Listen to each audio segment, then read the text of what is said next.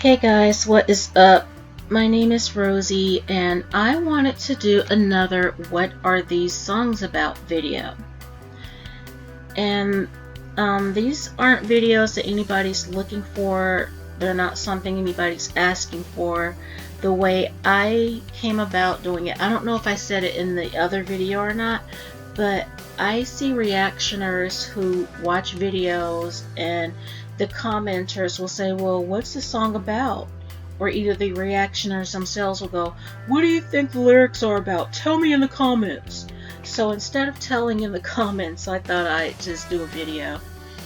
And so today I'm talking about Pearl Jam. And the good thing about doing these videos is that when I talk about a certain band or songs from a certain album, the songs get stuck in my head while I'm doing the video. So yeah, that's a bonus. The first song I want to talk about is Alive from Pearl Jam's 1991 record 10, and it is the first song in a trilogy that they did called Mama San that also consists of the songs Once and Footsteps.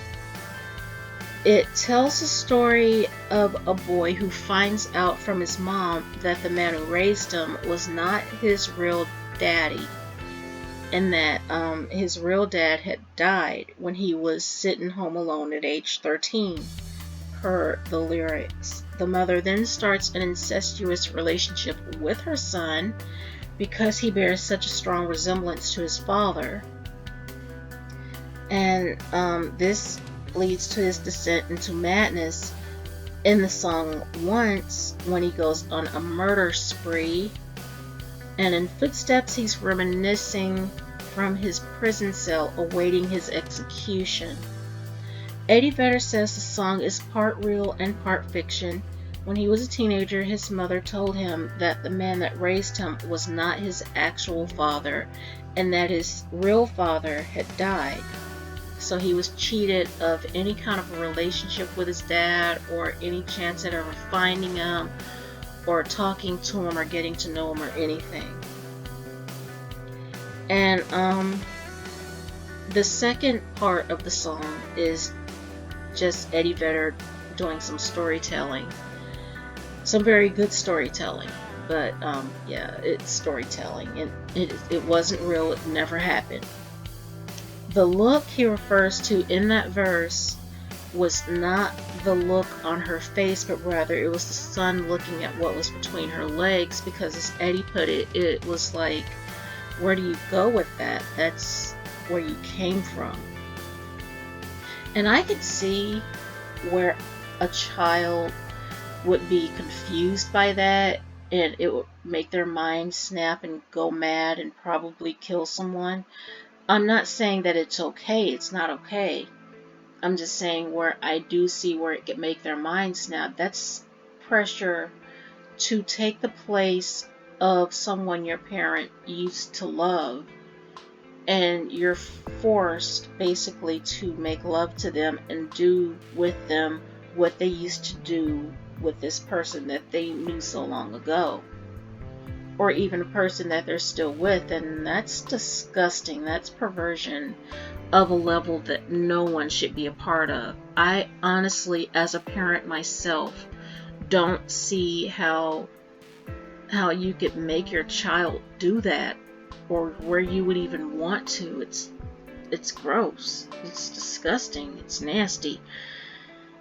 Ew. But that's just me. What do I know, right? So the second song is also off of their 1991 record 10, and it's called Jeremy. Jeremy came about when Eddie Vedder read in the newspaper about the suicide of Jeremy Wade Dell. And he was a 15-year-old boy that shot himself in front of his second period English class. He was a high school sophomore. And the school was Richardson High School in Richardson, Texas. And sadly, this actually happened. And when I found that out, it kind of freaked me out, but it also broke my heart, because by the time I found out, I was a parent myself. But the song is also about a boy that Eddie Vedder went to school with in junior high in San Diego, California, and his name was Brian. And he shut up the oceanography classroom but didn't take his own life or hurt anybody else. In Eddie's words, it came from a small paragraph in a paper, which means you kill yourself and make a big old sacrifice and try to get your revenge, that all you're going to end up with is a paragraph in a newspaper. 64 degrees and cloudy in a suburban neighborhood. That's the beginning of the video, and that's the same thing in the end. It does nothing. Nothing changes. The world goes on and you're gone. The best revenge is to live and prove yourself. Be stronger than those people, and then you can come back. Which is true. You should not kill yourself. You should try your best to just get through this point in your life. It is hard, but you should try to get through this point in your life and just go away and, do something that you're good at, become successful at it, and then come back. And you're better than all these people who look down on you, who said you were going to be nothing, that you were going to do nothing with your life. And so, yeah.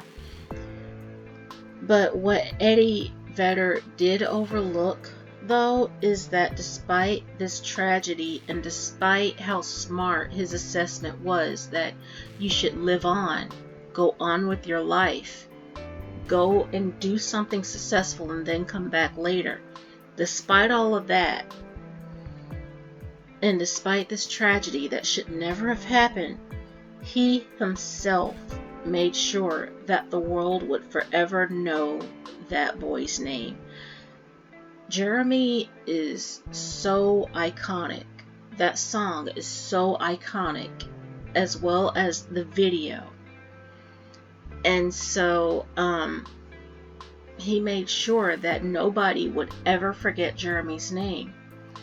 Even though the people in Richardson did not like the fact that Pearl Jam made a song and, according to them, made money off of their tragedy, yeah, we're forever going to know his name. Nobody's ever going to forget it. He's never going to be, oh, that boy, oh, I forget his name, but no. Everybody is going to forever know that his name was Jeremy. And honestly, I think that the song is more than just about Jeremy and more than just about a boy named Brian.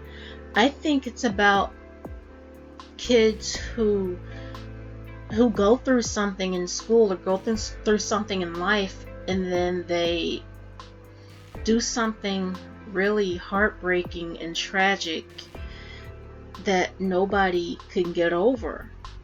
When you think back on things that have happened since 1991, the shooting at Columbine and Sandy Hook, and in Florida, and I think shootings in California, I'm not sure, but it's about these people who don't know how to deal with being bullied or being ignored, and so they do something destructive and they hurt other people and or themselves.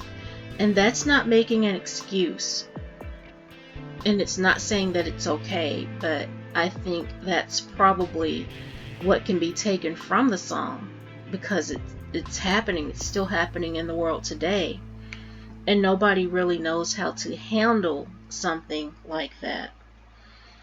At one point, I think I was even like Jeremy. I never looked to hurt anybody, even though I thought about it on a daily basis. I never actually went to do it, but I tried to hurt myself. In high school, in 12th grade, I don't tell anybody this. I don't bring it up a whole lot. I've told my kids, I've told a few people, but I don't make it known. But in 12th grade, I tried to kill myself in my first period class. I think it was business law. And I was like bullied on a daily basis. And while these kids who bullied me every day panicked and ran around trying to figure out what to do and were like, somebody call 911, I was just popping pills. I just sat calmly at my desk and I popped pills in front of the class, watching them run around trying to figure out what to do and begging me not to do it anymore, trying to take the pills away from me. And thankfully, obviously, it didn't work, but my mom came to get me, and she took me to the hospital because I didn't want to go in an ambulance. And while we sat waiting for the doctor to check on me and everything, she asked me, why didn't you tell me that you were going through something? Why didn't you let me know? And I said, I didn't think you care or that you take it serious, so I just didn't say anything. And she let me know that I was her baby, I was her daughter, and that she would take anything I say seriously. And that from then on, she said, from now on, if you feel that you cannot take it, if you feel that you cannot do it, you stay home and you reprogram yourself and just rest. Don't go into school that day. And she was like, I hope you don't do it a lot, but just take some time to yourself and rest. And you won't get in trouble. I won't say nothing. I won't do nothing. And so I did do that a few times. Once or twice I would feel like I needed a day to, as my kids put it, a mental health day. Because I gave them that same courtesy. I would tell them, if you can't make it that day, then just don't go in. So I would take a mental health day and just stay home, watch TV, listen to music. I would still have to go to work, unfortunately, but I could stay home and not go to school. And so I think that song is about Jeremys all over.